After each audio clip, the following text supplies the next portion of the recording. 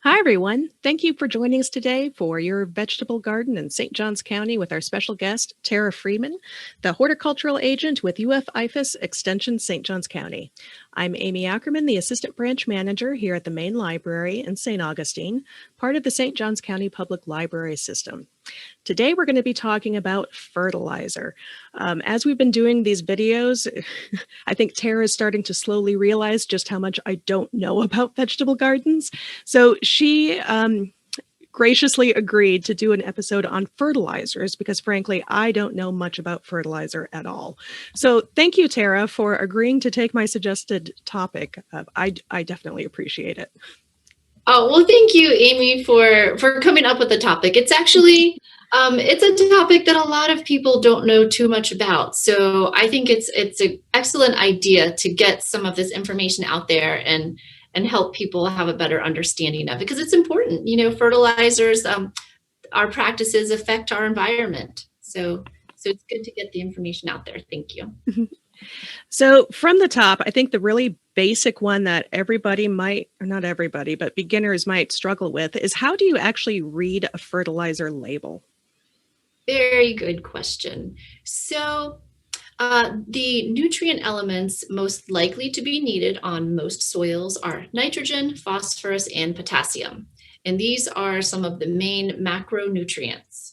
And they are always written in this order on the fertilizer tag. So if you're looking at a fertilizer label, they're going to have three bold numbers, NPK. So N is the first one, stands for nitrogen.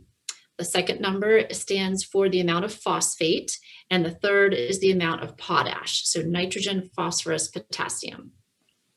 So these three numbers are the primary nutrients. So let's say you're looking at a bag of 10, 10, 10. It's going to have 10% nitrogen, 10% phosphate, and 10% potash.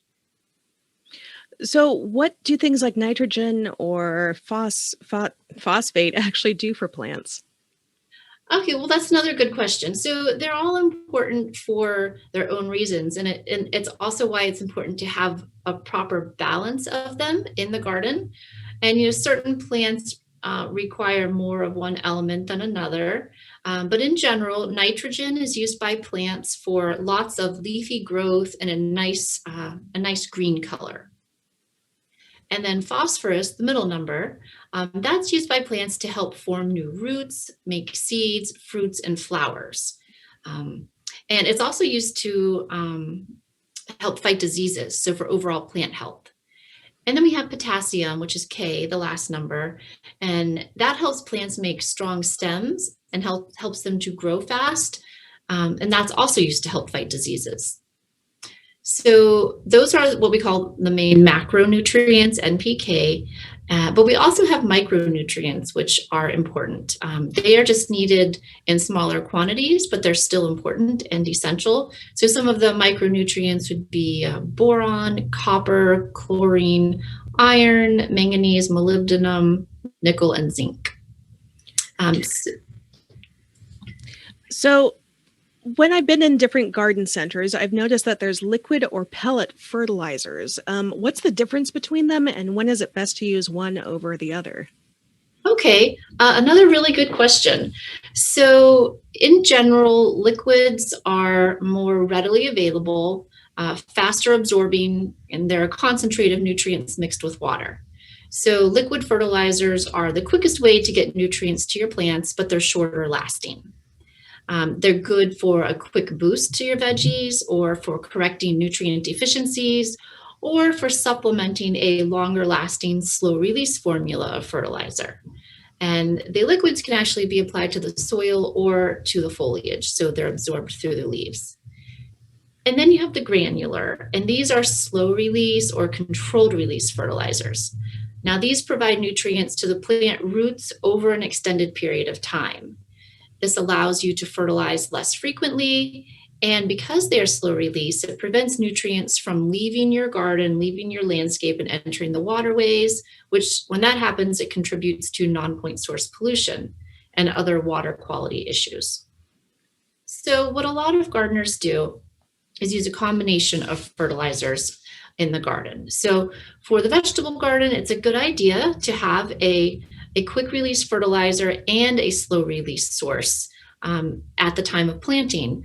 And that way your plants have all of the nutrients readily available when they're young, and then they will gradually receive the nutrients as they grow. So, different sources will work differently. The quick availability of nutrients, especially nitrogen, is very important in vegetable gardening. So if you're using an organic fertilizer, you may want to apply either an inorganic source or maybe fish emulsion or some sort of manure tea for a faster acting fertilizer.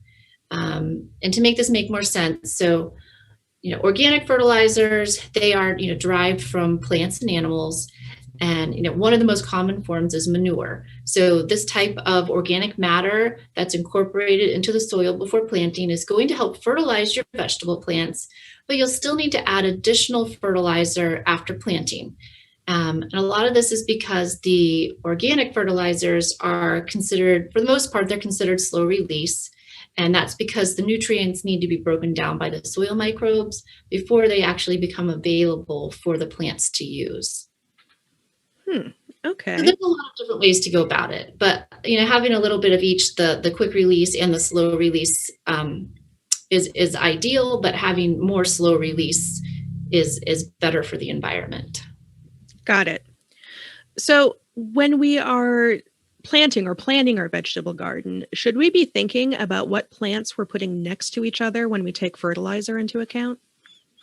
Okay. So, well, I guess one thing I should mention is that when we're discussing fertilizer for vegetables or other sorts of edibles, we need to make sure that the fertilizer you're choosing is labeled for edibles. So make sure it's labeled for vegetables, herbs. If you're using fruit trees, make sure it's labeled for your particular type of fruit tree, etc. So in regards to your question, some plants are what we call heavy feeders, and that just means they need more frequent fertilization. And some examples would be asparagus, broccoli, eggplant, cucumbers, corn, peppers, squash, and tomatoes. And then others require less, and we call these light feeders. And so these would be like beets, carrots, leeks, radishes. So, it could make sense to plant the heavy feeders together and the light feeders together. But in general, we organize the crops by plant families, and this is to assist with planning for crop rotation from year to year.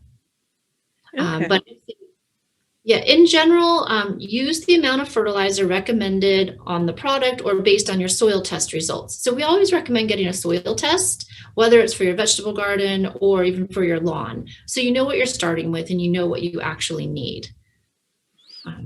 And soil tests are something that they can be done at your facility, correct? So we can test for pH. We do free pH testings here in the office, but we can't actually test for the macro and micronutrients. For that, I can direct people to the soils lab in Gainesville, and it's a very modest fee. I think it's $12, and they will test your macro and micronutrients and pH. And you just fill out a form, and you have to pay shipping, but it's not that bad. And then you get the thorough analysis.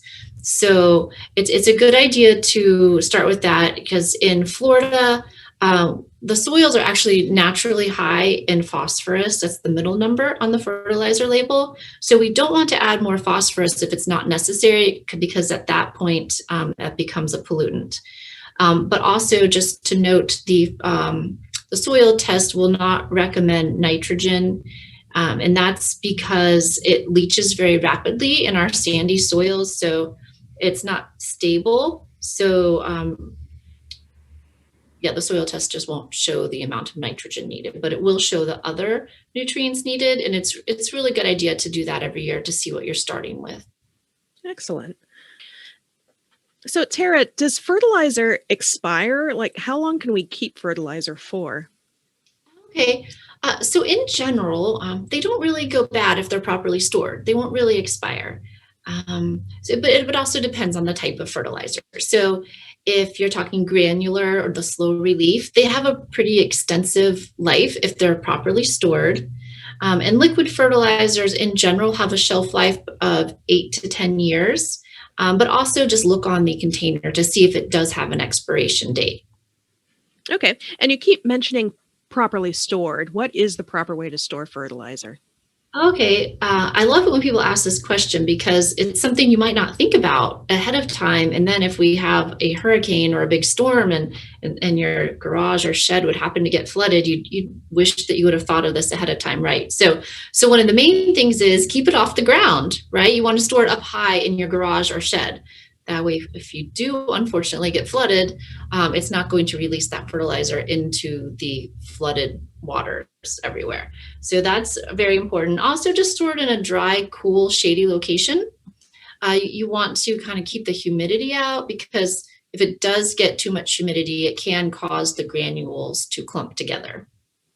So seal it tight, keep the moisture out, cool, dry location, and also important to keep it in its original container. That way there's no confusion regarding what it is and any cautions or anything on the label that you would need to be aware of. So, and I would say just when in doubt, just always refer to the product label for proper storage instructions. Okay. And then if something does go bad, you can properly dispose of it at the St. Johns County transfer station. Oh, okay. That's good to know. So we talked about fertilizing vegetables, but how about fertilizing things that aren't vegetables, like trees? Are we supposed to be fertilizing those?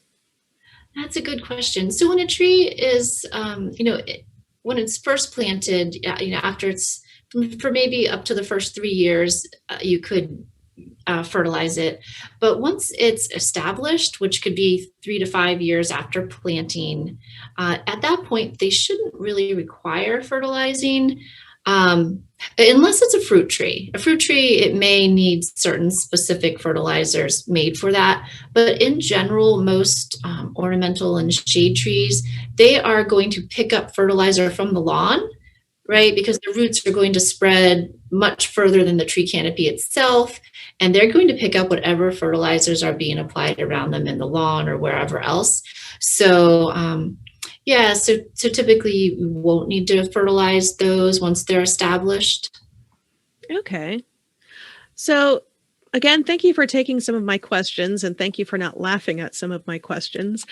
Do you have any other things about fertilizer that you'd like to tell us about? Oh, sure. And I think your questions are great. I mean, these are questions that everyone needs to know. So I appreciate the opportunity to kind of shed a little bit of light on some of this.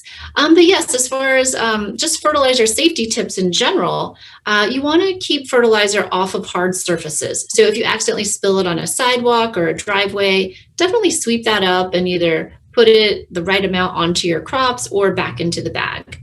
And then another tip is remember not to fertilize before a heavy rain, because then that's just going to cause it to leach or run off before it's had a chance to like sink in and actually be used. And that will just contribute to pollution. Okay. Yeah, especially here in Florida come the summer. I mean, there's heavy rains almost every day. Right. Okay. Thank you. So if people have any further questions, what's a good way for them to reach you?